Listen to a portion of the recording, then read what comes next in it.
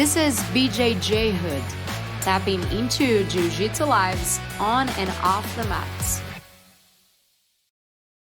Hello, we're back. This is the BJJ Hood podcast. I'm Babby, your host, and you know already, we're here to share inspirational stories about women in Jiu-Jitsu and how the martial art changed their lives. If you're new here, make sure you subscribe on our YouTube. We're gonna have all the interviews there with subtitles. So if the interview is in English, subtitles are gonna be in Portuguese. And if the interview is in Portuguese, subtitles in English. So everybody will have access to that.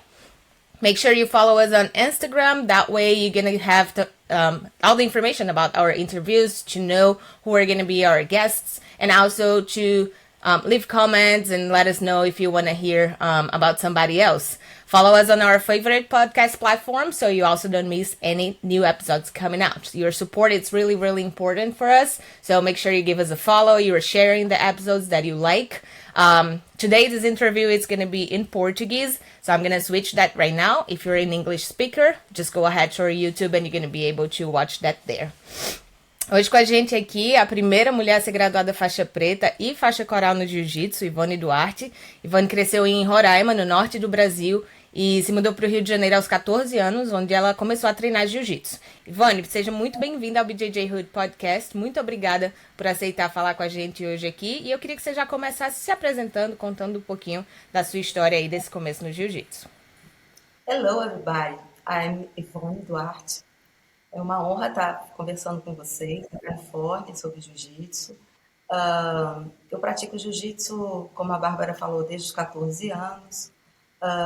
Passei em vários países, tive experiência de morar em alguns países fora. Eu morei em Roma durante 3 anos, morei no Paraguai, em Assunção, e morei mais recentemente no Chile, né? Pude conhecer um pouco o jiu-jitsu que estão sendo praticados nesses países. E sou de uma geração, né, a primeira geração aí de mulheres que começou a competir, né, foi ao tatame para competição. Evidentemente que a gente tem uma história de mulheres que já praticavam jiu-jitsu, que já tinham feito um desenho do que era a luta, né, do jiu-jitsu feminino, muito antes da minha geração, né, que são mulheres que são de fato as precursoras, assim, digamos, dessa luta que tanto nos atrai, que tanto nos seduz e com a qual a gente tem um casamento de mais, eu no meu caso, de mais de 45 anos. Ivone, como é que era na época que você iniciou, né? Essa é uma pergunta que eu gosto de fazer sempre para meus convidados. Tinha muita menina na aula, você falou que já existiam outras mulheres, né, antes de você, fazendo jiu-jitsu. Como é que era essa presença feminina dentro da academia? Então, na minha academia, eu treinei em Copacabana, na academia do Oswaldo Alves, que é um dos também que morreu no ano passado, né? E ele foi um grande mestre, foi aluno do professor Carlos Gracie, Reison Gracie, teve um vínculo, né, muito grande na escola da Rio Branco, a famosa escola da Rio Branco, né, onde começou no Rio de Janeiro, quando eles migraram de Belém para o Rio, começou uma escola efetiva de jiu-jitsu. Isso aí nós estamos falando dos anos 50, né? Para você ter uma ideia da defasagem da presença das mulheres na academia, nós só fomos ter a primeira equipe feminina de jiu-jitsu em 85. Né? Então, de fato, uma equipe, né? Porque tinha, esporadicamente, uma academia que tinha uma menina, na outra você viu uma outra mulher, né? Mas assim, a presença de uma equipe feminina se deu nos anos 80, em 85. Então, as precursoras que eu falava no começo, Bárbara, eu estava me remetendo aquelas mulheres que foram contempladas pelos imigrantes japoneses que foram para a Europa, né, nos anos 50 e ensinaram jiu-jitsu para as sufragistas, que eram mulheres que estavam lutando pelo voto feminino. Então, antes do Conde Coma vir para o Brasil e começar a fazer suas primeiras transferências de ensinamento, né, em Belém, da primeira turma que ele ensinou jiu-jitsu, ele tinha passado por Belém, né? Ele tinha passado pela Europa, né? E ele lá também lançou sementes do jiu-jitsu. E o jiu-jitsu ali teve a oportunidade de ser ampliado e ser também um instrumento, uma ferramenta para as mulheres que estavam lutando pelo voto feminino. Então, a gente tem uma ideia de que, às vezes, as pessoas querem fazer uma distância entre a política e o jiu-jitsu. O jiu-jitsu já vem para o Brasil uma expansão, né, de um grupo de japoneses que vem migrar para cá e vem trazer o jiu-jitsu para a América Latina, que já tinha feito isso na Europa e nos Estados Unidos. Então, ele vem com uma expansão mercantil. Porque um país, quando ele começa a fazer fronteiras com outro país, e a gente sabe muito bem isso na vida contemporânea, como é feito, ele não vai sozinho, ele não vai só fazer comércio, ele também leva a sua cultura. Não, como também a gente viu que de Belém para o Rio de Janeiro não veio sozinho o jiu-jitsu. Veio também o açaí, né? Vieram costumes ali de uma população, praticamente uma população da floresta, né? Que aí vem o açaí, vem a tapioca, vem as pessoas aprendem a fazer tapioquinha e vão dando a devida importância para uma alimentação saudável também, que envolve toda uma prática esportiva. As coisas não estão desassociadas como as pessoas pensam que elas são ou querem que elas sejam. Tem uma associação, tanto política como da saúde, da alimentação saudável, a qualidade de vida, o lazer, a importância de um esporte para você ter saúde mental. Então, as coisas não estão tão desassociadas, pelo contrário, elas estão entrelaçadas, elas estão imbricadas, né? Imbricadas na sua gênese, no começo de como se deu uma política de expansão da cultura atrelada ao comércio, à economia, à questão e socioambiental também. Por isso que quando a gente está falando de jiu-jitsu, a gente está falando de várias facetas. Você não está falando meramente de um esporte ou de uma prática esportiva ou de campeonato.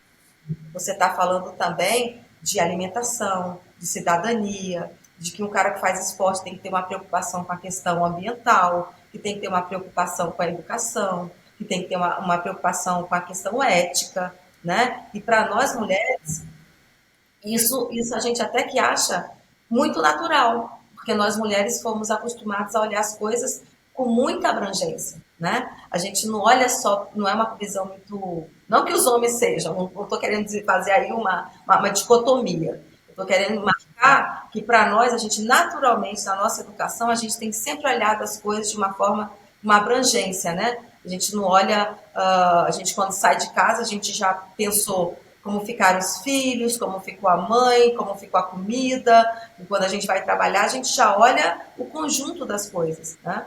Então, para nós olhar a questão socioambiental, é olhar o quintal, é olhar as frutas que estão ali, é olhar como é que está toda uma questão sanitária, de educação, de cuidado com higiene. Então, quando a gente chega no tatame, já chega com esses valores, com esses princípios. E eles são consolidados por uma prática que nos leva a repensar que tipo de sociedade a gente quer, que tipo de educação a gente quer, como que nós mulheres vamos praticar, apesar de toda uma cobrança, né, na figura da mulher, né? Então isso envolve uma série de questões. Com certeza. Você comentou aí sobre as sufragistas, né? Eu queria que você falasse um pouquinho mais sobre isso. Eu até vi uma postagem sua no Instagram que você queria escrever mais sobre o assunto, né? Qual que é essa relação? Eu acho que você falou no seu Instagram que os japoneses, eles ensinaram essas mulheres e elas, inclusive, usaram movimentos do jiu-jitsu durante esse movimento que elas fizeram na tentativa de garantir o voto feminino, né? De que as mulheres pudessem votar. Sim, eu escrevi um artigo para uma revista americana de jiu-jitsu falando desse movimento, né? Eu fiz uma pesquisa para saber dessa passagem desses japoneses que levam o jiu-jitsu para Londres, né? E aí tem muito registro nas universidades de Londres sobre isso. Tem muitos livros, tem muitos textos sobre isso. Então é uma coisa que está referendada, tem uma bibliografia boa sobre essa questão, esse fato que acontecia em Londres. As mulheres, elas se sentiam muito ameaçadas, porque elas estavam fazendo rodas de conversa em lugares à noite, depois do trabalho, depois de fazerem o trabalho, depois de saírem, né, das suas atividades, e sempre havia uma espécie de blitz, né, da polícia para acabar com esses encontros, para tirar elas desse espaço, e elas estavam se sentindo fragilizadas. E uma dessas mulheres foi atrás de um professor de autodefesa. né, de defesa pessoal para instruí-las como é que elas poderiam se sentir mais seguras nesse ambiente. Que elas pudessem acabar suas reuniões, né? A falta de reunião, queriam, né, conversar sobre a importância do voto feminino, seus direitos, garantir seus direitos. E uma dessas questões que elas acharam importante foi aprender autodefesa. E elas foram em busca de um professor, e o professor tinha uma mulher, né, eram casados, que sabia autodefesa. Então, quem vai ensinar para essas mulheres é uma outra mulher, que vai ensinar autodefesa, princípios de autodefesa para elas. E elas começaram a se sentir um pouco mais fortalecidas, se sentiram mais tranquilas, a ponto de quando um policial ou dois chegaram lá para acabar a reunião, elas disseram, não, vai acabar com a reunião não. E mandaram eles embora, né? Levantaram cadeira, deram uma queda, fizeram um golpe, a coisa e tal, e eles foram embora. Então, elas começaram a se sentir plenamente com seus direitos respeitados, para que elas pudessem continuar fazer suas manifestações públicas a favor do voto feminino, que era um movimento chamado sufragistas, né?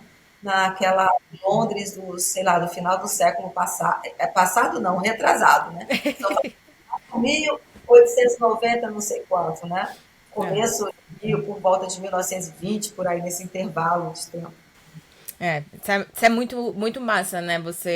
A gente conseguir trazer essa história e ver como o jiu-jitsu está presente já não só nos movimentos de lutas, mas dentro da comunidade e como ele é importante para as mulheres, né? Numa situação dessa em que elas eram tão fragilizadas, tentando lutar pelos próprios direitos e não conseguiam nem finalizar uma reunião, elas conseguirem bater o pé e dizer assim, não, peraí, aqui é meu lugar, aqui é meu momento, não vem não, que a gente vai saber se defender, né?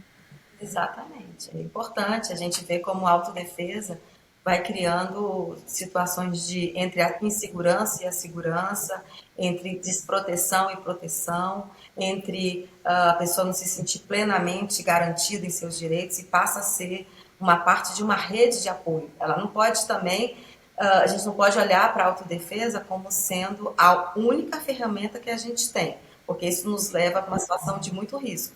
Eu sempre tenho falado que ela tem que entrar nessa rede de proteção. Ela não pode ser um ato heróico. Embora muitas vezes a mídia tenha que empurrado a gente para essa coisa do heroísmo. A menina que conseguiu se defender sozinha do agressor, sabia jiu-jitsu, judô, karatê, taekwondo, não sei o quê. E aí mostra a fragilidade de um conjunto de políticas públicas. Porque quando ela precisa usar a sua autodefesa, algo falhou. Falhou a educação, falharam a iluminação da rua, a segurança pública. Então, é bom que a gente saiba, mas a gente não pode responsabilizar as mulheres pela sua segurança, sobretudo segurança pública, né? A gente precisa fazer. É bom que a gente saiba para que a gente utilize no momento em que só esteja você e um agressor, situação, um lugar ermo, um lugar que não tem nada, não tem nenhuma possibilidade de ter uma outra pessoa e essa rede de proteção, a gente esteja longe dessa rede de proteção. A iluminação pública, o policiamento, a segurança pública, companhias, amigos, família. Então, é bom que a gente saiba se defender, mas a gente não pode responsabilizar a mulher por isso, né? Então, essa é uma questão que eu tenho sempre chamado a atenção. Ah, porque a maioria, você vê notícias na mídia, é tentar botar a mulher como heróica nesse. Ah, ela conseguiu, papapá, papapá. Mas quantas mulheres não sabem e acabam sendo vítimas de uma série de violências, né? Seja ela de que ordem que seja, né? Então a gente não pode trazer a responsabilidade para o indivíduo, né? A gente tem que olhar o que falhou e somar a autodefesa a essa rede de proteção. A defesa pessoal deveria ser a última coisa ali que a mulher vai buscar, né? Antes de chegar nesse ponto, muitas outras coisas deveriam funcionar. Ela não deveria precisar, né, de chegar até esse ponto. Você É estava isso. falando, você estava falando da esposa, né, do professor que ensinou a defesa pessoal às mulheres do movimento sufragista. Quão importante você acha que para as mulheres terem outra mulher ensinando, dando essas aulas, seja de defesa pessoal ou do jiu-jitsu como um esporte mesmo? Quão importante é essa representatividade da mulher como professora? Olha, eu acho que você tocou no assunto que é muito importante, a questão da representatividade. Por quê? Porque a gente vai criando subjetividades naquilo que a gente assiste quando a gente é criança, quando a gente é adolescente, quando a gente é mulher. Por que que é importante essa representatividade? Porque se eu passo a minha infância inteira assistindo que só tem direito a entrar no elevador quem é branco, quem é da classe média, que as pessoas negras estão nos serviços, eu vou criando subjetividades em mim ao observar isso de que só tem direito àquele espaço quem é uma pessoa branca. Da mesma forma, eu estou falando dessa questão étnico-racial para mostrar, da mesma forma, a questão das mulheres. Se eu sou criada num ambiente que eu vejo que minha irmã, minha mãe, minha filha nunca praticam esporte de luta, eu sou criada e formo uma subjetividade de que aquele espaço não pertence às mulheres. Então, quando você pergunta qual a importância da representatividade, de ter professoras mulheres, eu digo que ela é primordial hoje para a gente entender a importância da igualdade e da equidade para as mulheres praticarem esporte de luta. E aí eu não falo especificamente do jiu-jitsu, porque nós temos outros esportes de luta também que são muito desiguais e tem uma presença feminina muito tímida ainda. Como a gente faz jiu-jitsu, a gente tende a olhar para o nosso quintal, para o nosso tatame, e que vê que a representatividade é baixa, que tem poucas mulheres hoje dando aula, e essas que são, a gente precisa enxergar a história dessas mulheres. O quão difícil foi chegar nesse lugar. Como foi que elas chegaram nesse lugar? Que tipo de apoio elas tiveram para chegar nesse lugar? Que tipo de incentivo elas tiveram? Da mesma forma que a gente tem que olhar o fenômeno das dificuldades que essas mulheres têm de chegar a serem professoras.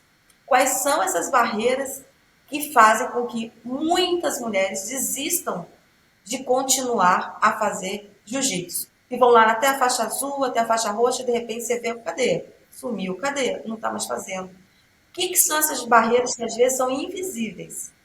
Elas não são barreiras que a gente enxergue facilmente. Porque são barreiras que vêm de ordem, às vezes, de um patriarcado, de uma relação com a ordem posta de que diz, olha, você, mulher minha, não vai praticar. Você, namorada minha, não pode ficar rolando no tatame com o homem. Você, minha irmã, não, nunca vou te levar para uma academia. Então, há uma série de barreiras que elas não estão ali visíveis para a gente ver, mas que elas têm uma atuação na subjetividade da sociedade, tem uma ação pública que faz com que as mulheres se sintam impedidas de continuar a fazer jiu-jitsu ou qualquer outro esporte de luta. Então, você vê que as datas que eu falei, de quando começa o jiu-jitsu no Rio de Janeiro, até você ter competições femininas, há uma grande, assim, um espaço de tempo, um abismo que a gente tem que considerar. E estudar isso, perguntar por que isso aconteceu, né? O que impedia que as mulheres praticassem o jiu-jitsu, né? Como é que você vê que é um esporte, aí você olha para o vôlei, você olha para o futebol, você olha para o basquete, você olha para a natação, e você vê uma questão um pouco mais real, e você olha para os esportes de luta, de tatame, e você vê uma desproporcionalidade na participação das mulheres. Então, isso precisa ser objeto da nossa atenção, do nosso estudo, da nossa inquietação, de buscar as razões, os porquês, para que a gente possa, de fato, caminhar no sentido da equidade, da igualdade, de buscar mecanismos para enfrentar, para que a gente sinta que não há mais tanto preconceito, que a gente venceu essas barreiras invisíveis, que a gente conseguiu atingir, né, um patamar de respeito, da presença das mulheres ser vista como uma coisa natural, ser vista como algo da ordem de que é um direito, e garantir esse direito, né? Buscar efetivar a garantia desses direitos que nós temos, né?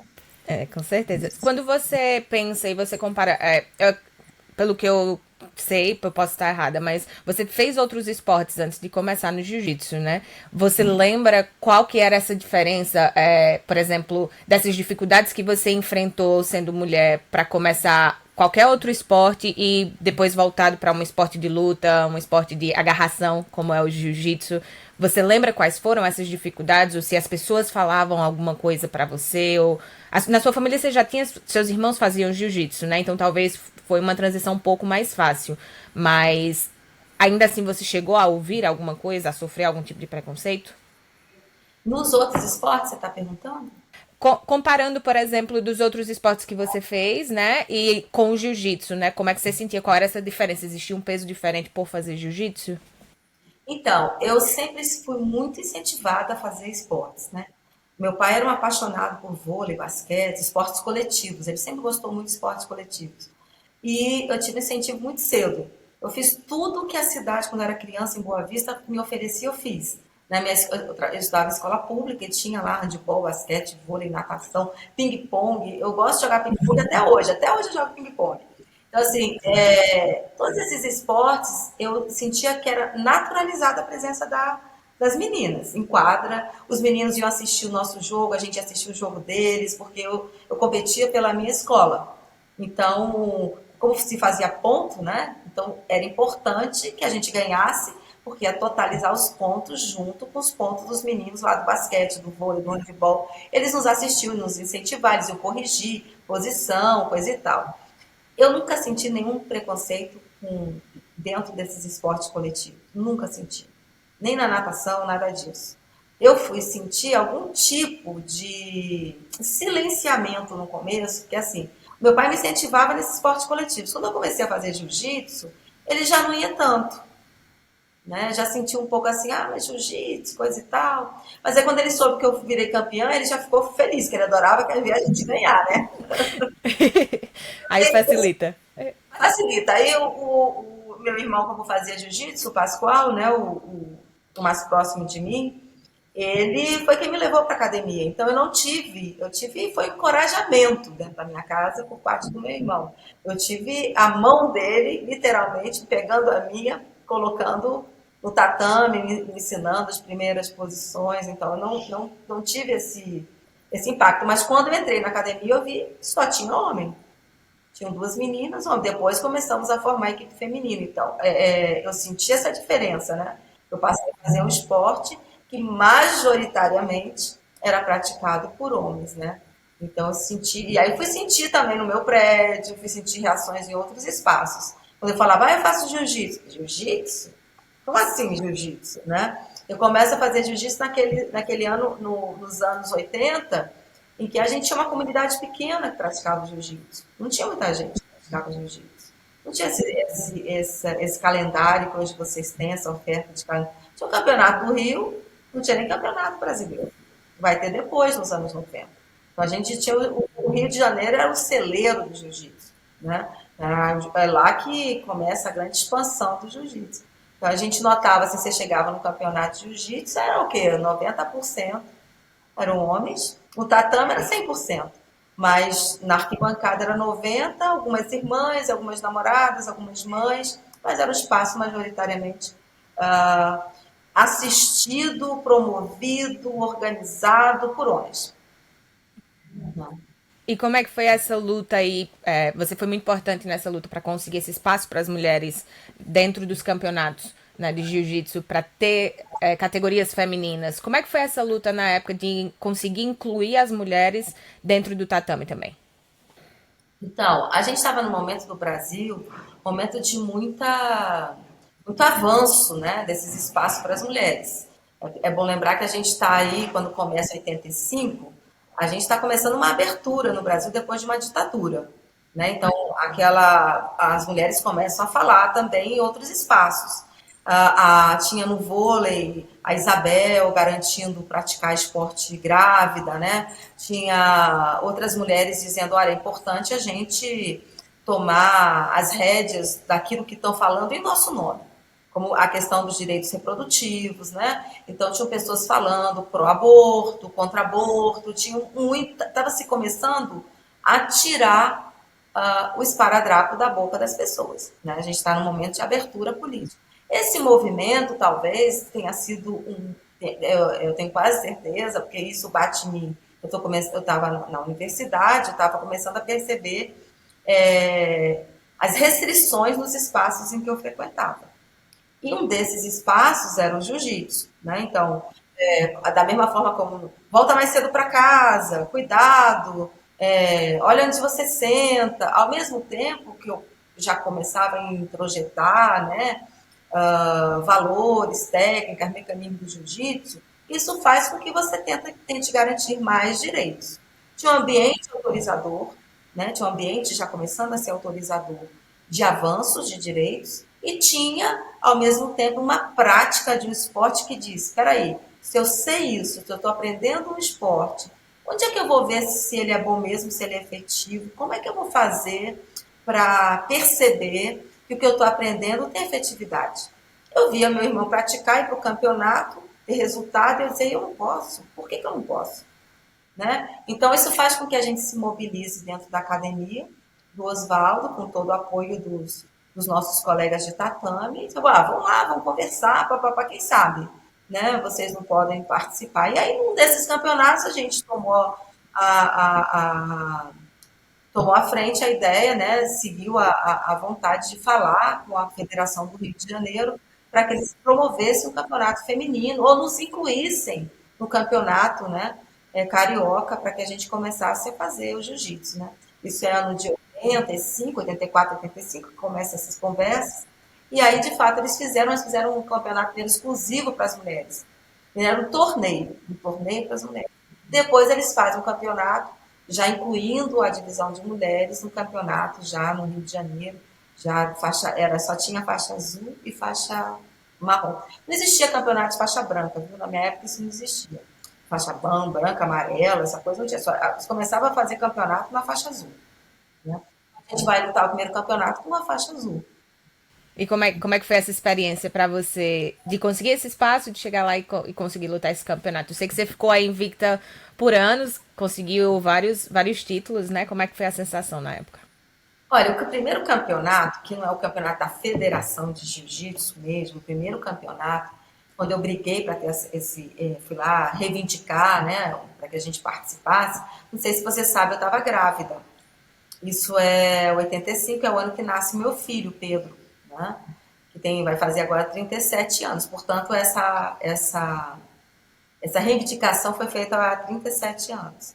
E aí eu não entro nesse campeonato que não era da federação, me substitui a Jeane Schaud, que é minha prima, no meu peso, e o campeonato foi excelente. A turma do Oswaldo, todas as meninas, minhas colegas, ganharam o campeonato. Aí em seguida vem esse campeonato da torneio feminino. Eu estava com o Pedro com 3 meses, eu lutei o campeonato, também ganhei, foi uma experiência ótima. E aí consegui fazendo os campeonatos, sempre organizando a vida acadêmica com a vida, né, de esporte, de competidor, etc. e tal. Então eu lutei e treinei até o Pedro nascer, foi até os meus 9 meses, eu continuava. Era isso que eu ia te perguntar. A gente falou agora há pouco das barreiras que as mulheres enfrentam, né, dentro dos esportes no geral, principalmente dos esportes de luta. Eu sinto, pelo menos das pessoas que eu vejo, muitas dessas mulheres elas param de treinar quando engravidam ou quando têm filhos, as prioridades começam a mudar e elas acabam não encontrando esse tempo, né, para deixar o jiu-jitsu. Queria que você falasse um pouco da sua experiência de treinar jiu-jitsu grávida, de participar de um campeonato com o seu filho ainda bebezinho, 3 meses ali, e de conseguir continuar incluindo o jiu-jitsu na sua vida depois de ser mãe, né? A gente sabe que tudo muda para a mulher, mas como é que foi isso para você naquele momento? Eu não fazia ideia, sabe, Bárbara, porque hoje eu já tenho uma consciência do quanto as mulheres criminalizam o nosso próprio corpo, né? E o tanto que tornam propriedade, né? Primeiro do pai, depois do namorado, depois do marido. Então, eu sempre tenho falado, tem uma frase que, se a gente analisar ela de perto, ela fala muito para nós, que é aquela história de vou pedir sua mão em casamento. Ora, por que vai pedir para o pai a mão da filha em casamento? Dá uma ideia de que nós somos objeto e de que nós somos propriedade desse pai e vamos passar a ser propriedade do marido. Então, da mesma forma que tem uma série de restrições sociais, eu não estou falando das restrições físicas, médicas, que podem haver. Eu estou falando de uma cultura, né, de um patriarcado, de impedir mulher não só de praticar esporte de grávida, mas de sair no horário que ela quer, de botar a roupa que ela quer, de frequentar ambientes que ela possa rir, que ela possa se comportar da maneira que ela achar que convém, que é comportamento típico dela. Então, há uma cultura, sobretudo na América Latina, de cerceamento de direitos das mulheres, de domesticação da mulher e restringir ela a alguns espaços. Né? Então, eu não me percebia nessa fala que agora eu fiz para você, que é uma fala que, a partir da minha vivência, da minha experiência, dos textos que eu leio, daquilo que me organizou do ponto de vista intelectual. Então, antes eu não percebia desta forma, mas eu sentia, de alguma maneira, esse cerceamento sobre o meu corpo. E eu resolvi que não ia cercear o meu direito. Eu internamente, eu com as minhas convicções, com as minhas vontades, com os meus desejos, como atleta, eu não me deixei dominar por esse pensamento, por essa forma de criminalizar o corpo, de limitar os meus espaços. Então eu enfrentei. Então eu fiz resistência a isso. Né? E ao fazer a resistência, claro que eu sofri consequências de uma cultura, de pessoas. Como é que é? Várias coisas eu tive que ouvir ao longo das minhas decisões. Ah, você é louca, você faz jiu-jitsu grado, você é louca, por que você vai competir, né? Depois de 3 meses? E eu não deixei, eu não acho que eu tenha deixado de ser uma boa mãe. Eu dei de mamar para o meu filho mais de 3 anos. Meu filho tem uma infância ótima, cuidada. Ensinei jiu-jitsu, natação, bons esportes, boas escolas. Tenho uma relação excelente com meu filho. Então, eu acho que essas tentativas de nos tutelar, tirar a nossa capacidade de decidir por nós mesmos sobre os nossos corpos, ela vem de longa data. Então, é preciso que a gente tenha consciência de que a serviço do que está essa cultura. Para que serve essa cultura? Para nós mesmos? Eu creio que não. Porque é um cerceamento sobre as nossas decisões, sobre as nossas vontades, sobre as nossas competências, nossas capacidades. Então, isso vai limitando. Então, tentam limitar a prática esportiva, tentam limitar que tipo de trabalho a gente pode desenvolver. Não é à toa que você não vê hoje, do total de homens que estão em cargos de gerência, de comando, nós temos menos de 1/3 que sejam mulheres. Né? Então, isso quer dizer algo para nós. Né? Então, e não são decisões que a gente tem que tomar só individualmente, como eu tomei naquele momento dentro do espaço do jiu-jitsu. São decisões que a gente tem que tomar de uma forma coletiva em todos os espaços que a gente frequenta. A gente tem que discutir esses assuntos com outras mulheres, com entidades, participar de discussões sobre isso. Porque isso não atinge só não cerceia a gente em um espaço, cerceia a gente em todos os campos. Se às vezes você chega num restaurante, você nota que se uma mulher resolve dar uma gargalhada, o restaurante inteiro se vira para ela com um olhar condenatório. Você ainda existe isso em muitos ambientes. Você nota que mulheres às vezes querem sair com uma roupa que elas se sentem bem, que está um pouco acima do joelho. Os olhares sobre essa mulher são reprovativos. Então, homens andam sem a camisa, passeiam plenamente no calçadão, em ambientes de parque, e nós somos cerceados dos nossos direitos sobre os nossos corpos. O que isso é da moral? De onde foi construído isso? Que nós não participamos dessas discussões lá, historicamente atrás, né? Porque, se a gente só começa a votar no Brasil, um dos países que você só vai começar a votar em 1940 e não sei quanto, imagina, nós não tínhamos direito a nos pronunciar sobre a vida civil do nosso país. Né? Então, isso quer dizer muito para nós, temos que pensar muito sobre isso. Não é só no jiu-jitsu. Há uma gama de espaços, há vários ambientes que nós somos cercados até hoje, em pleno século XXI. Né? Então, a gente tem que começar a conversar mais sobre isso. Eu no meu tempo, sofri muitas consequências pelas decisões que eu tomei. Mas vou te dizer, eu me sinto muito orgulhosa de não ter, feito resistência e enfrentamento a isso. Era isso que eu ia te perguntar, né? É uma luta que precisa ser feita, a gente precisa lutar, mas é uma luta muito difícil, né? Você enfrentou muita coisa. Em algum momento você pensou, tipo assim, não dá mais pra mim, tá muito difícil de estar batendo de frente sempre com todas essas regras que estão impondo contra mim. Ou não, você sempre teve esse muito claro, né, na sua mente que era isso que você queria e que, independente de todos esses problemas que você teve que passar, né, pra chegar onde você chegou e para levar também, não só o esporte, mas a mulher de uma forma em geral, né? Em outros patamares. Sempre teve isso muito claro ou em algum momento passou pela sua cabeça, tipo assim, não, não tá dando não, tá tudo muito contra mim agora. Em alguns momentos, não nesse do começo, não da competição, não da gravidez, não até chegar à faixa preta, mas quando eu cheguei à faixa preta, teve algum momento do meu trabalho e ficou difícil compatibilizar todas as minhas atividades. Então eu pensei muito, né, em dar uma parada no jiu-jitsu, né? Na minha segunda gravidez, já da Flávia, eu já estava com 32 anos. Não foi uma gravidez tão fácil quanto a do Pedro. Ela teve umas questões que eu precisei deixar de dar aula, já estava dando aula na Academia de Polícia Militar. Eu dava aula para cadetes da Academia de Polícia Militar. Né? Eram cadetes, eu tinha uma mulher.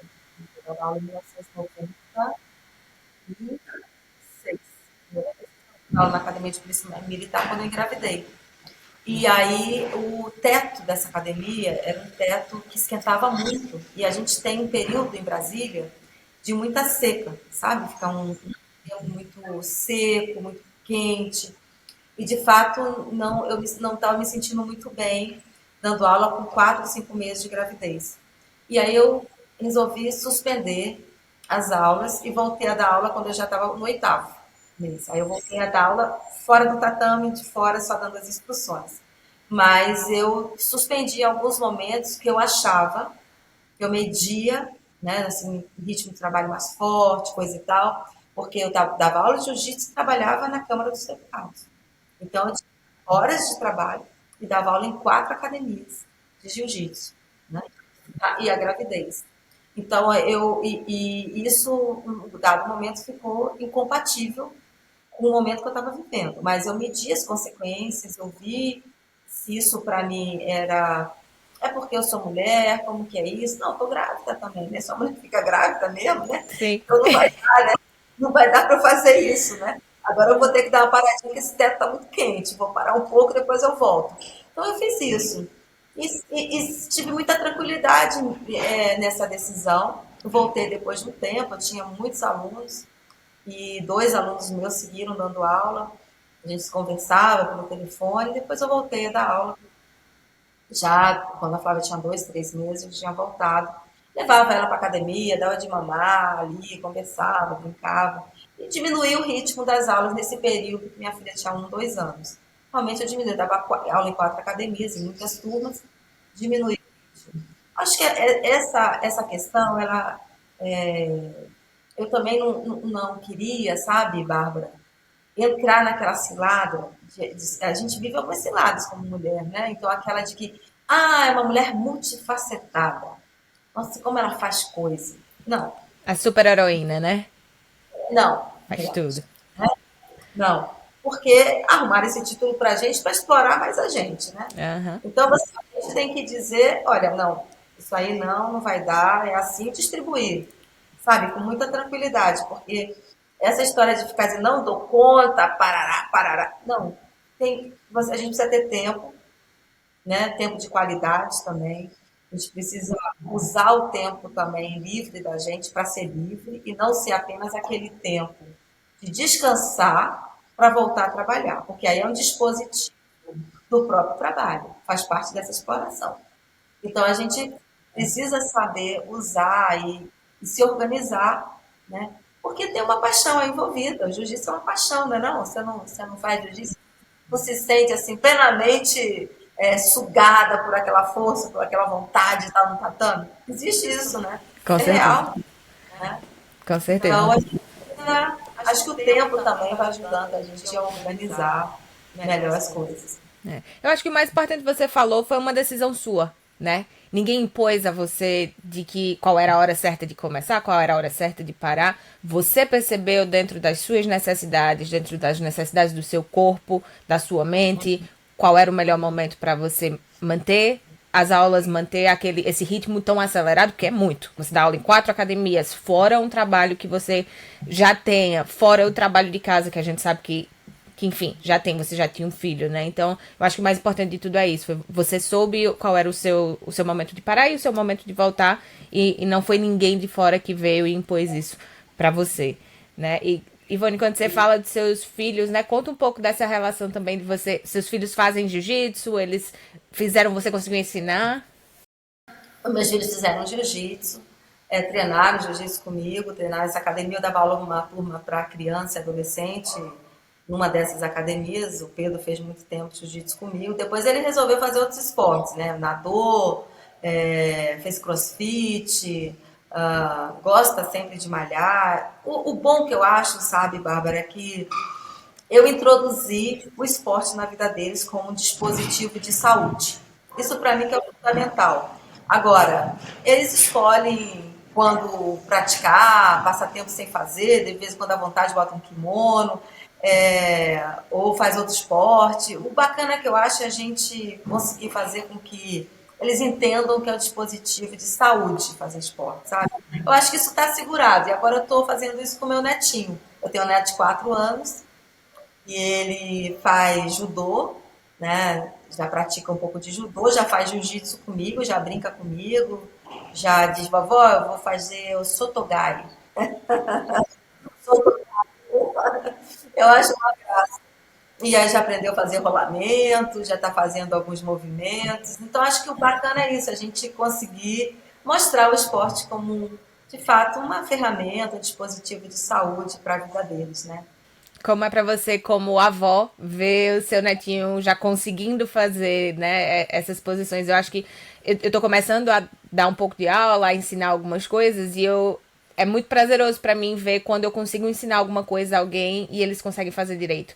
Eu fico imaginando pra você ver o seu neto aprendendo com você esses movimentos, né, com essa sensação. Ah, é ótimo, eu adoro, né? Então, assim, eu já tinha dado aula para algumas crianças, né? E aí, quando a gente brinca, o mais gostoso é aproveitar esse espaço lúdico, da brincadeira, de entrar na brincadeira dele também, porque tem os super-heróis na vida dele, né? Tem o bad guy e o good guy. Aí ele me bota de bad guy sempre, ele é o Eita! good guy. E aí a gente vai brincando nessa brincadeira. Eu digo, olha, agora o bad guy vai ganhar essa parada. Que máximo, isso aí é maravilhoso mesmo. Acho que o mais importante do jiu-jitsu é isso, né? São esses momentos que você consegue compartilhar ou com os amigos, com as pessoas, a família que você faz dentro do tatame, ou com a sua própria família, trazer eles pra dentro do esporte. Como você falou, pode ser que não seja uma coisa que eles vão fazer pra vida inteira, mas os seus filhos cresceram assim, o seu neto tá crescendo, envolvido dentro do esporte, entendendo o quão importante é a prática esportiva, a alimentação saudável e como é bom psicologicamente também você praticar um esporte, uma coisa que vai te liberar endorfina, que vai te tranquilizar, que vai te aliviar o teu estresse, né? Incluir isso no dia a dia, não só de nós adultos, mas também já da criança, ela já crescer com esse pensamento, né? Sim. Eu acho que tem uma outra coisa também que a gente pode atribuir ao jiu-jitsu, é que à medida que a gente vai praticando, e você deve estar percebendo isso já há um bom tempo, ele melhora várias condições, né? Cardiovasculares, né? Amplia nossa rede de apoio, de amigos, de familiares, isso que você falou. E tem uma outra coisa muito bacana, vai te dando um certo equilíbrio, né? Você vai vendo que a tua capacidade de fazer, você vai introjetando, né? Algo em você que você diz, poxa, eu já não estou mais naquela onda de explosão, coisa e tal. Não, já te dá um certo equilíbrio, né? E isso, se a gente associa isso à prática da autodefesa, né, a pessoa saber que ela tem altos recursos a partir do seu corpo, né, para se defender em algumas situações, sobretudo para nós mulheres, sabe? Isso vai nos dando uma condição, né, de pensar como que você pode, em situações de violência, se defender, né? Então, assim, eu tenho conversado muito sobre isso nos cursos que eu dou de autodefesa. Mulheres em situação de vulnerabilidade, mulheres em situação de que sofreram violências físicas, psicológicas, grupos que eu tenho conversado de entidades que trabalham com mulheres que são vítimas de violência doméstica, vários tipos de violência, né, no cotidiano delas, né? E eu tenho notado que quando elas percebem que o corpo, ao corpo feminino se pode atribuir ferramentas de autodefesa, essa compreensão que nós já temos, e que a gente tem essas mulheres que fazem cursos conosco de autodefesa, você nota um outro brilho no rosto dessas mulheres. Eu dei um treinamento agora, eu fiz uma aula demonstrativa, não foi nem um treinamento, uma aula demonstrativa com uma entidade de mulheres, todas as mulheres que estavam comigo tinham sofrido violência. E você precisava ver a reação delas. Poxa, se eu soubesse isso, se eu tivesse conhecido esse movimento, treinado para me capacitar, não sabia que o corpo feminino carregava um homem desse jeito, com seu quadril, né, com o ombro, etc. E tal. Não fazia ideia, porque a gente foi criado num ambiente de dizer que os corpos femininos são frágeis, né, que não tem possibilidade disso. Então você vê a importância de a gente desmistificando a partir do jiu-jitsu, né, a competência, a capacidade, os instrumentos, os dispositivos que o corpo feminino tem diante da possibilidade de uma ameaça, de uma violência, né, concreta. Né? E também, e aquilo que eu falava antes, também não se deixar influenciar pelo outro lado da moeda, achar que isso é suficiente. Né? Porque a gente também sabe que o covarde é sempre o covarde. Né? Então, a pessoa que vai fazer uma violência com você, que pensa em uma violência, ele é uma pessoa covarde. Então, ele já olhou que ele é bem maior. Ele já pensou que se não der certo isso, ele tem uma faca do lado, ele tem uma arma do lado. Ele pode usar outro tipo de atributo para garantir a violência sobre a mulher. Né? Essas pessoas que pensam a mulher como um objeto do seu prazer, que não olham nela uma mulher que tem direitos. Olha ela como se não está servindo para mim, não serve para mais ninguém. Que é a frase fatídica, né, do Doc Street quando mata a Angela Diniz. Se você não será minha. Esse é um filme que eu estou falando agora, né, que eu recentemente lançado no Brasil. Eu acompanho essa história há muitos anos, com o movimento feminista acompanhou e mudou o rumo dessa história, né, conseguindo um novo julgamento para esse homem. Eu acho importante que a gente conheça esses fatos históricos para a gente ver onde estão inseridas as mulheres brasileiras, né? E as possibilidades de a gente inserir o jiu-jitsu como mais um dispositivo nessa rede de proteção às mulheres. É isso que eu tenho falado nesses cursos aí de autodefesa. Que massa. Existe uma diferença, né, Ivone, entre você dar uma aula de jiu-jitsu, dar uma aula para um grupo misto ou só de mulheres, e também a aula de defesa pessoal, né? São tipos de aulas diferentes. O que você acha que é a maior diferença quando você dá uma aula como essa que você falou, em que você sabe que a maioria das mulheres, ou todas as mulheres ali já passaram por algum tipo de violência, né? Eu vejo, às vezes, quando alguém chega na academia e essa mulher já passou por uma violência, uma pessoa específica, né? Até as posições que a gente ensina, às vezes, elas podem ser posições que vão pegar aquele trauma, trazer aquele trauma de volta para a pessoa. Isso é uma posição que ela talvez nem consiga praticar porque vai remeter a ela aquela situação que ela passou, né? Quão diferente tem que ser essa abordagem e essa forma de apresentar o jiu-jitsu, principalmente para essas mulheres que já passaram por algum tipo de violência? Olha, eu tenho usado como método assim de acolher essas mulheres nesses cursos.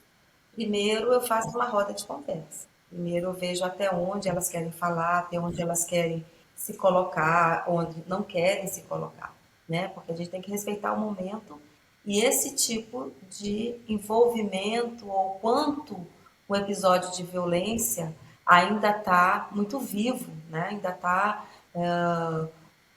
reverberando na mulher. Então, a gente tem que ter esse momento de acolher. Então, são aulas completamente diferentes. Não é uma aula de academia tradicional que a pessoa chega, vamos lá, vou mostrar 3 posições, depois vocês vão parar, vão dar os rolas, vou mostrar. Não é isso. Uma aula tradicional numa academia de jiu-jitsu, que você tem aulas mistas, aulas femininas, aulas para criança, para adultos, para competição, tem uma outra pegada. Eu já dei essa aula há muito tempo, já dei aula para competição, já dei aula para turma de homens, eu tinha uma turma até que era engraçada, que era a turma dos mais de 80 quilos. Que era uma turma que era segurança em boate. Eita. Então, assim, então eles tinham um horário diferenciado, né? Então, eu tinha uma turma mista, assim, homens e mulheres, mais ou menos de 20 até 30 e poucos anos, de crianças, já dei aula para vários grupos distintos. Mas essas especificamente para mulheres que sofreram violência, ou que queiram saber disso, ou que sejam entidades, ou que sejam um grupo de mulheres de organizações, coisa e tal, tem uma outra pegada. Primeiro eu quero saber como é que elas percebem a autodefesa, o que elas sabem. E também no final eu deixo muito claro, sabe, Bárbara, que não basta uma aula, né? Ali é uma demonstração, 2, 3, às vezes é um curso de 3, 4 meses. E quando é uma demonstração assim, eu digo, olha, saiam daqui e se matriculem numa academia de jiu-jitsu. Né? Não dá para vocês imaginarem, vocês vão chegar em casa e vão fazer esse batalhão, essa defesa de uma tentativa de estrangulamento e vai dar certo. O autodefesa tem que funcionar como um piscar de olhos. Aham. Você não tem nem que pensar. É a Isso é memória aquele... muscular, né? Você tem que criar essa memória. Exatamente, tem que ser reflexo. Exato. Senão não vai funcionar. E você já tem que ter praticado a tal ponto de ficar pronta, né, para que funcione naquele momento. E de estar É bom. confortável, né, também, porque já é uma situação que vai deixar você extremamente desconfortável, extremamente nervosa. Se o seu corpo não reagir automaticamente, tipo, não vai funcionar, não vai dar, né? E aí, quando é grupo de pessoas que sofreram violência, a gente tem que parar para ouvir, tem que perceber no movimento, quando está ensinando, se a pessoa começa a ficar muito fria, muito não quer, se nota uma certa resistência, você tem que acolher a resposta dessa pessoa. Você não tem que insistir, você continua, mostra a posição, fala, pergunta. Eu acho que a acolhida é o mais importante. É você fazer um belo acolhimento, uma bela escuta, à medida que a pessoa queira falar. E aí, isso e vai mostrando as habilidades, as possibilidades, né? E tem que ser num tempo muito diferente do tempo que a gente está acostumado numa academia de jiu-jitsu, né? O time de uma aula dessa é bem diferente e muito rico. E é uma troca muito grande de experiências entre mulheres, sabe? Então, formar essa rede, organizar essa rede como uma rede de proteção, como um dispositivo de proteção para as mulheres, tem sido uma, uma outra visão que eu tenho tido do jiu-jitsu e sobre a qual eu tenho me dedicado bastante nos últimos tempos. Aham. Eu tenho visto em algumas das suas postagens também com relação aos abusos que acontecem dentro das academias de jiu-jitsu e com relação às punições que deveriam acontecer para esses professores ou alunos que cometerem esses tipos de crime, né?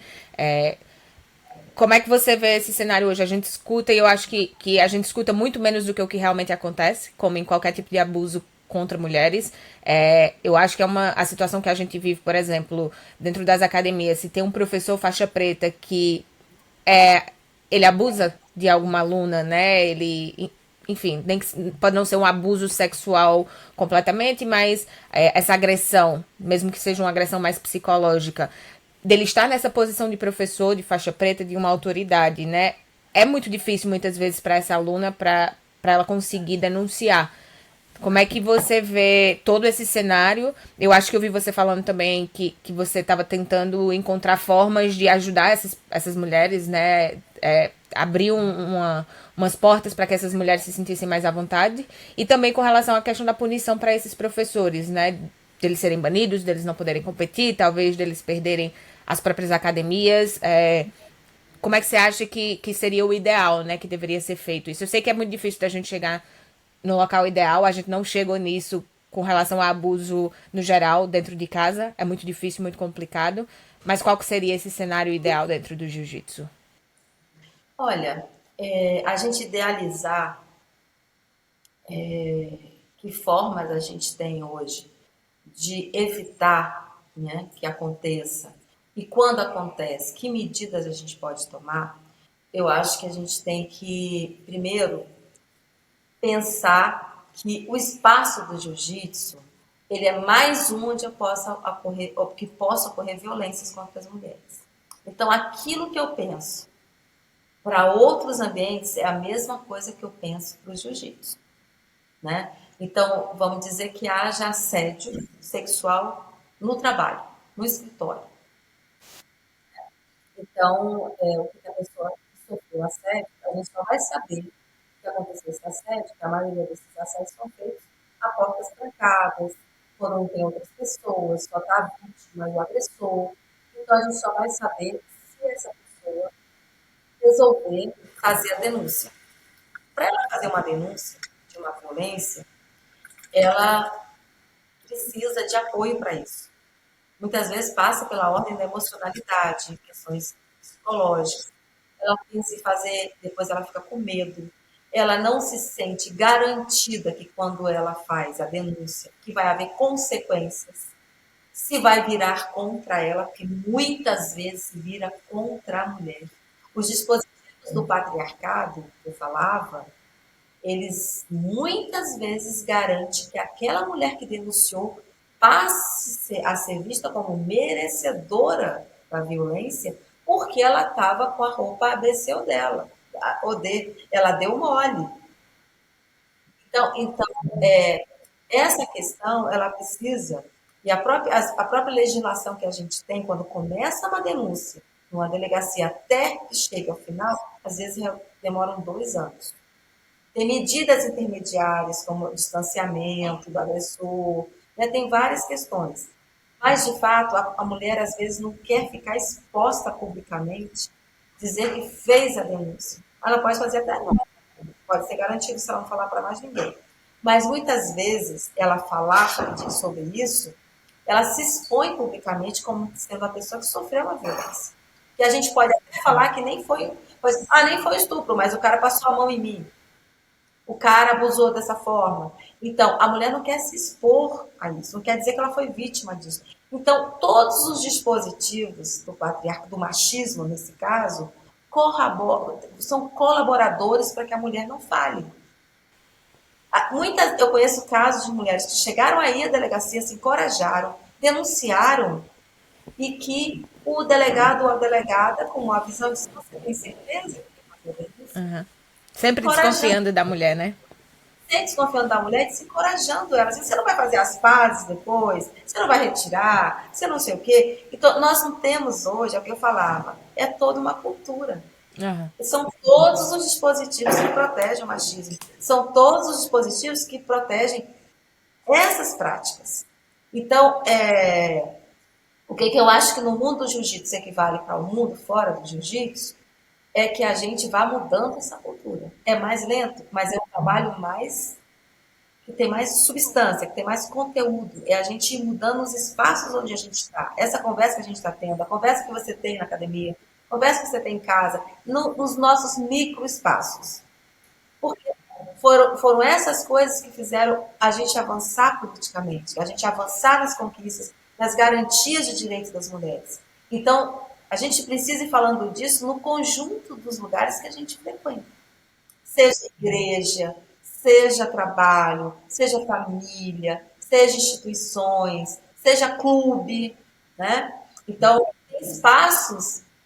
Às vezes eu gosto de fazer sauna, sabe, Bárbara? Eu estou fazendo uma sauna assim, entro lá, às vezes é dia da sauna mista, geralmente tem das mulheres, tem dos homens, mas tem dias que quebra uma e fica mista. E aí eu tô lá nesse lugar, entro lá, fico ouvindo os papos, e eles fingem que não tem uma mulher.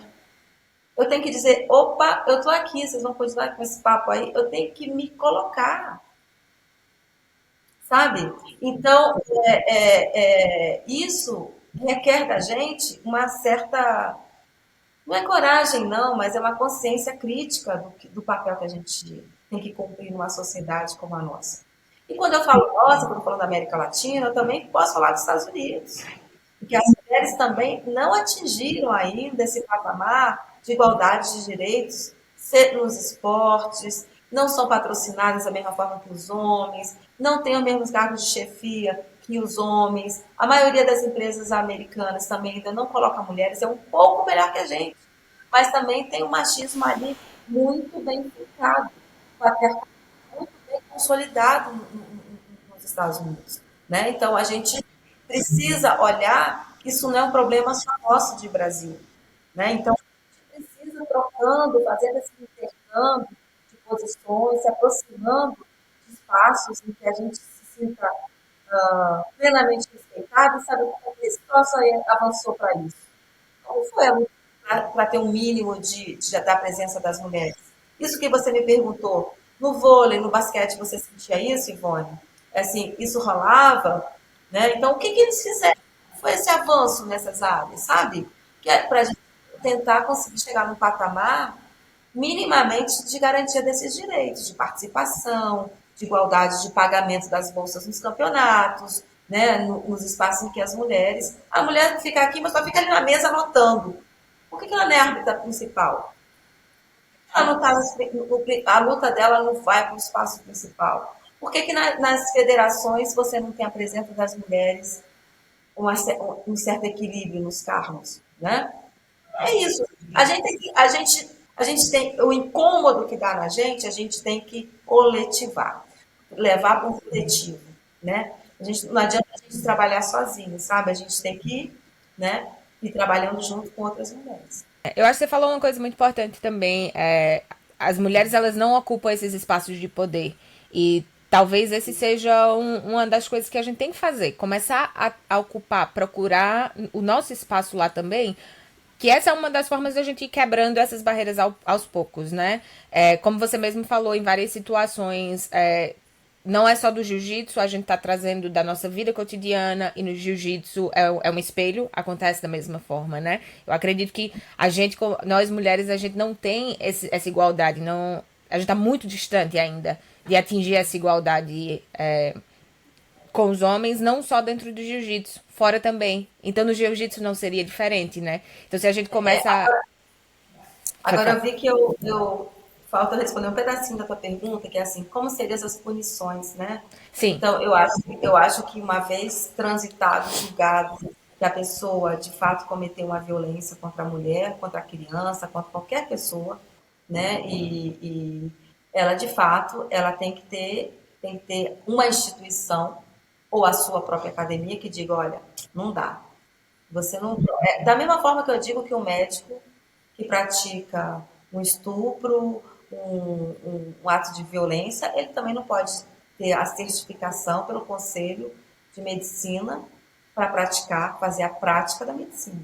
Uma pessoa de jiu-jitsu não pode praticar jiu-jitsu se ele usa da violência, o que ele aprendeu, o jiu-jitsu como uma forma de violência. Porque não é isso que o jiu-jitsu nos ensina. Não é essa base que o jiu-jitsu traz na sua prática, na sua gênese, na sua... O pessoal chama de filosofia, né? Mas, na verdade, nos seus princípios, nos seus valores, né? Não é isso. A gente aprendeu a cultura da não violência, né? A gente usar o corpo, né? Tem todo um histórico do jiu-jitsu, né?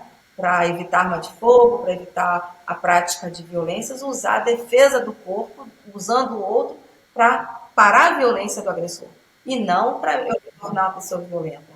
Então, eu acho que quem faz isso faz um anti-jiu-jitsu, né? E se ele está fazendo, ele tem que ser convidado a sair, né? Ele tem que ser... Tá, se viu que ele foi violento, se viu que ele praticou um ato desse, ele não pode usar o jiu-jitsu e falar em nome do jiu-jitsu. Ele não tem que ser desautorizado. Ele tem que ser desautorizado da aula. E aí tem que ter um bom professor na academia para fazer isso, e se for o próprio professor, tem que ser a federação do esporte. Né? Que vai dizer, olha, você não é bem-vindo no jiu-jitsu. E talvez até não sei, um site onde você possa pesquisar, porque se essa pessoa ela for demitida, por exemplo, daquela academia específica, aquela academia fez o que ela deveria fazer, né? Demitiu aquele professor que causou esse problema, que cometeu esse crime. talvez ele vá bater na porta de uma outra academia em outro estado e as pessoas lá não vão saber o que aconteceu e ele pode conseguir um emprego. Mas se da mesma forma como a gente faz com o emprego normal, você precisa de referências dos seus empregos anteriores para que você consiga aquela vaga, né? Talvez algo sobre isso também. Ter certeza que quando você está contratando uma pessoa para sua academia, que você vai entrar em contato com os trabalhos antigos, que você vai dar uma checada na ficha criminal daquela pessoa, para ter certeza que ele não passou não cometeu nenhum crime, que ele não tem nenhum problema desse aí nas costas, para você não estar trazendo esse problema para dentro da sua academia também, né? Então, eu costumo pedir referências, né, para qualquer pessoa que eu vou contratar para qualquer serviço. Então, pedir referência dos últimos empregos, o currículo, checar essas informações. Eu acho que esses cuidados que a gente tem em qualquer área, por isso que eu sempre gosto de falar assim, de qualquer área, para a gente não criar um mundo diferenciado no jiu-jitsu.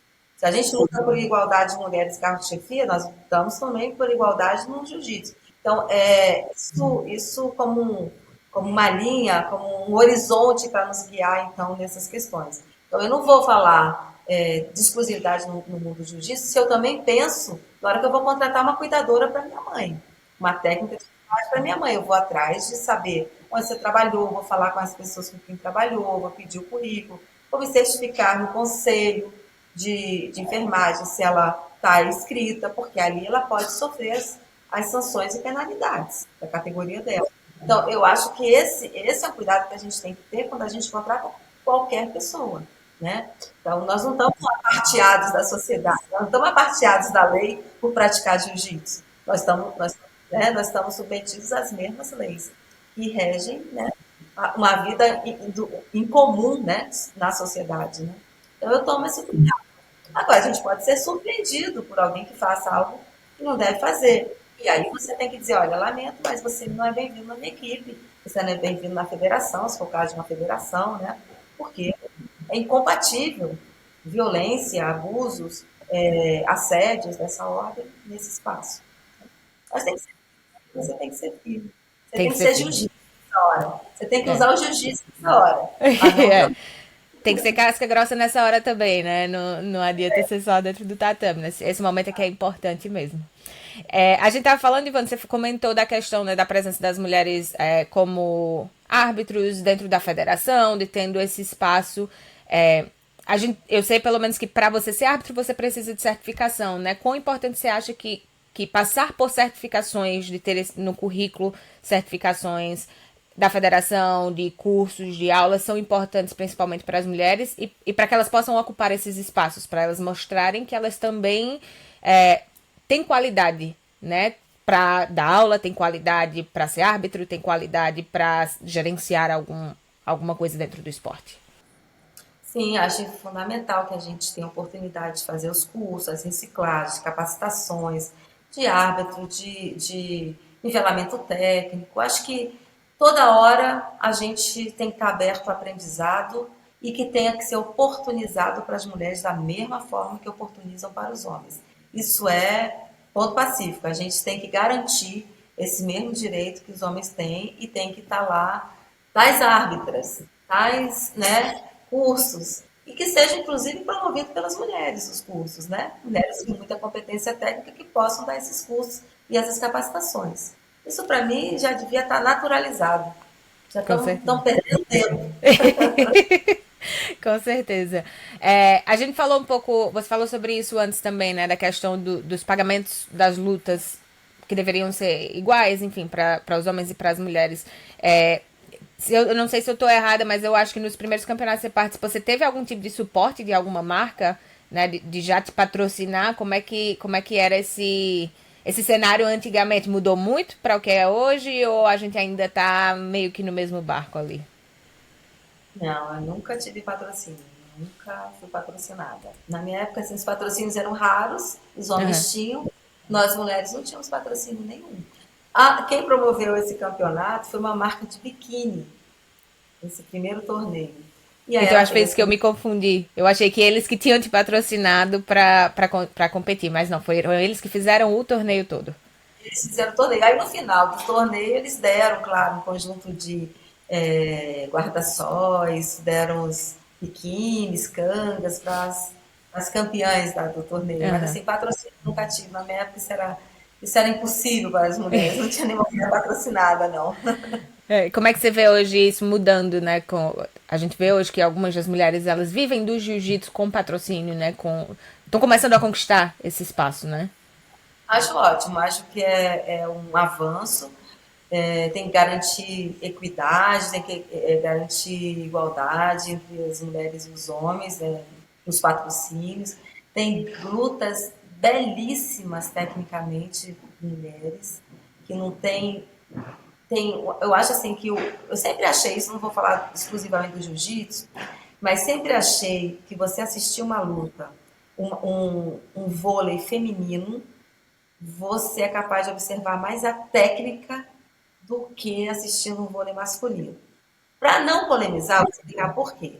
Porque como as mulheres não apelam e não usam tanto da força, elas buscam os recursos técnicos.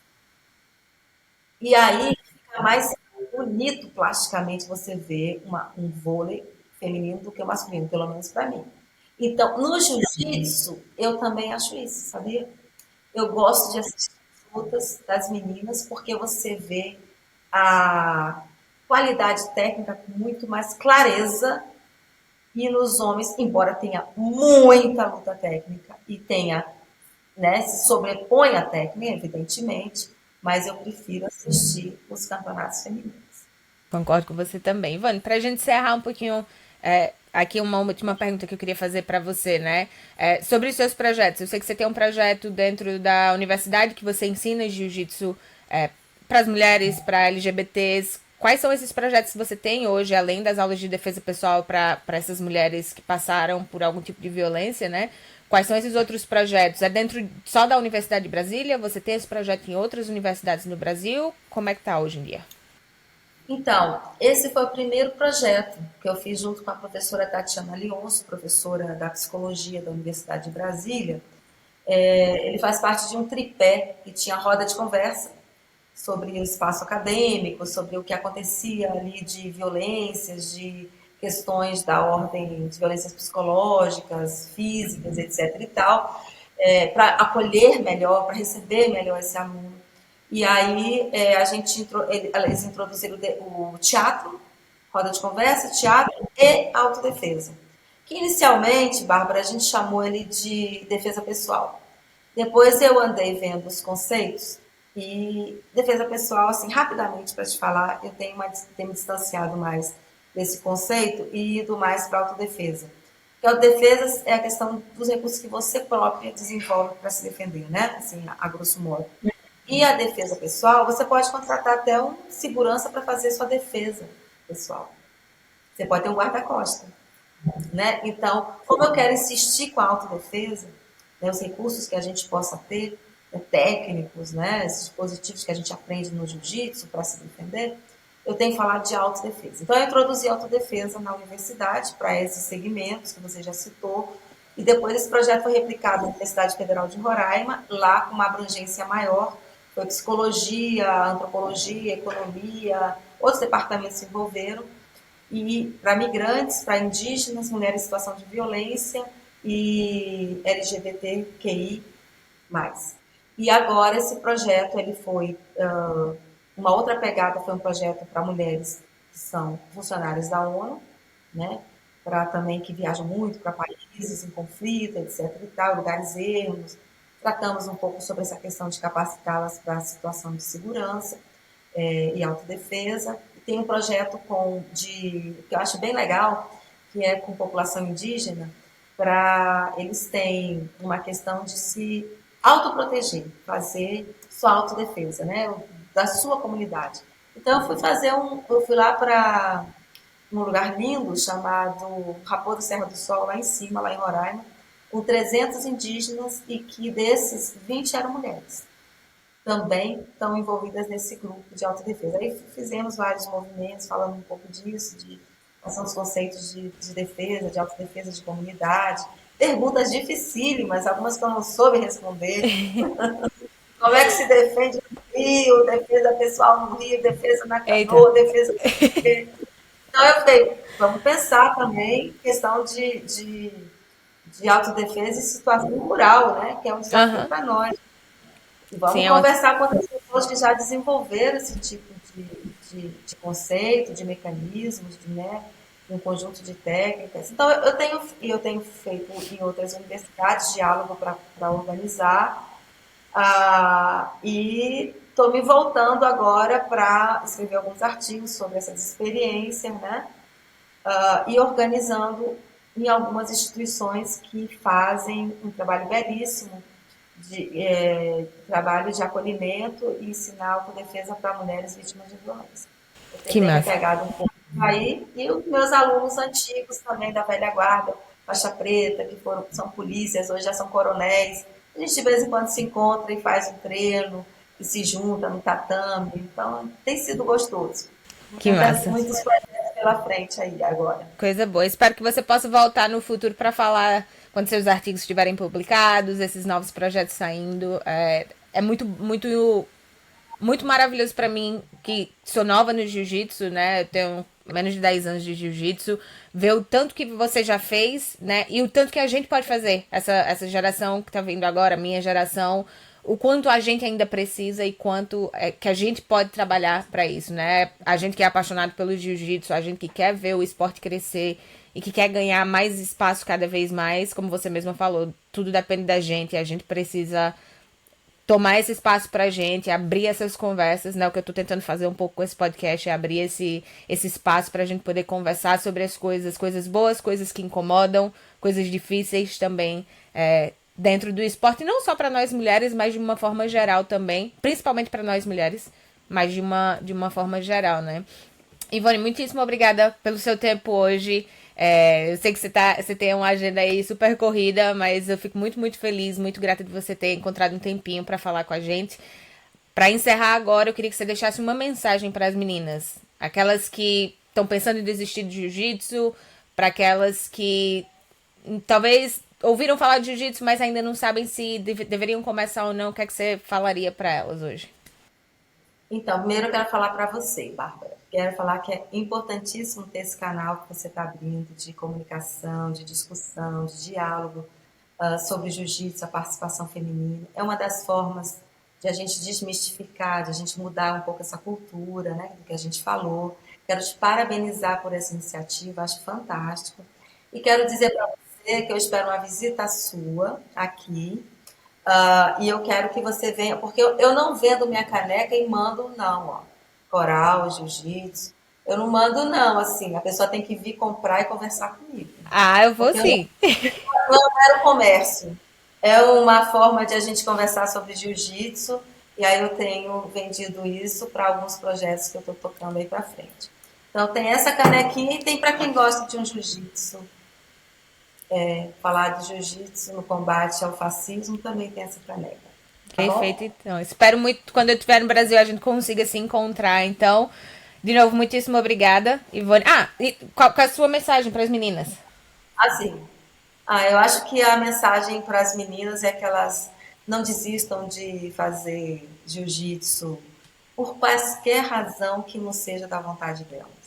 Ou se que elas continuem praticando, pratiquem o jiu-jitsu, entendam que é um dispositivo de saúde, que faz bem para você, para a saúde mental.